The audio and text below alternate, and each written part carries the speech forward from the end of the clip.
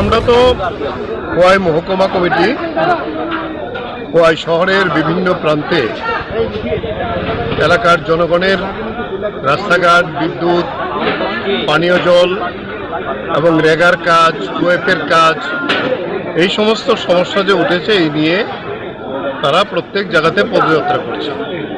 আজকেও Khowai party office থেকে শুরু হয়ে এই পদযাত্রা পশ্চিম সিঙ্গিছড়াতেও গিয়েছে তারা। কিন্তু ওইখানে দেখা যায় সিঙ্গিছড়ার মুখটাতে একেবারে সিআরপিএফ ছিল, এখানে পুলিশও ছিল, তার সামনে অতর্কিত তারা দা লাঠি নিয়ে আক্রমণ করে। প্রতিরোধের ফলে তারা পরে পালিয়ে যায়।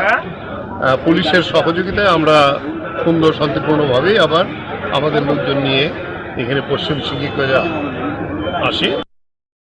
বোঝা যায় যে মানুষের যে মনোভাব, মানুষ এই সরকারের বিরুদ্ধে এটা জাগ্রত এবং প্রতিরোধের মধ্য দিয়েই এই বিজেপি সরকারকে হটাবার জন্য মানুষ মন, মানসিকতা এবং চিন্তা চেতনা শক্তির দিক থেকে তৈরি।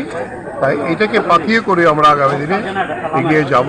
এই প্রতিজ্ঞা নিয়ে আমরা এখান থেকে আমাদের মিছিলে অংশগ্রহণকারী সকলকে সংগ্রামী অভিনন্দন জানাই।